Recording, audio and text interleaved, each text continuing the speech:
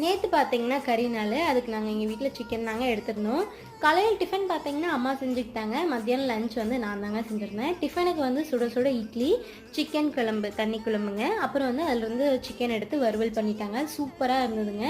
சாப்பிட்டு முடிச்சுட்டு கொஞ்ச நேரம் ரெஸ்ட் எடுத்துகிட்டு மத்தியானம் ஒரு 12 மணி போல் பார்த்தீங்கன்னா சிக்கன் மிளகாய் கறி செய்யறதுக்கு வந்து ஸ்டார்ட் பண்ணிட்டோங்க. எங்கள் வீட்டில் இருக்கிறவங்க எல்லாத்துக்குமே மிளகாய் கறினா ரொம்ப ரொம்ப பிடிக்குங்க. இந்த மிளகாய் கறி ரெசிபி பார்த்தீங்கன்னா கம்மிங் சண்டே லாங் வீடியோ வந்து போடுவேன். அதில் வந்து உங்களுக்கு ஷேர் பண்ணுறேன். பார்த்துட்டு மறக்காம சேனலை சப்ஸ்கிரைப் பண்ணி லைக் பண்ணிக்கோங்க. அதுக்கப்புறம் செஞ்சு முடிச்சுட்டு வாழைத்தோப்புக்கு போய் ஃப்ரெஷ்ஷாக இலையெல்லாம் அறுத்துட்டு வந்து மத்தியானம் லஞ்சுக்கு பார்த்தீங்கன்னா சுட சுட சாதம் போட்டு அதில் மிளகாய் கறி வச்சு அதுக்கு வந்து ஒரே ஒரு எக்கு வச்சு சாப்பிட்டேங்க. சூப்பர் டேஸ்ட்டாக இருந்ததுங்க. சாப்பிட்டு முடிச்சுட்டு வெத்தலை பாக்கெல்லாம் போட்டு முடிச்சுட்டு ஈவினிங் வந்து கொஞ்சம் வேலைலாம் இருந்தது.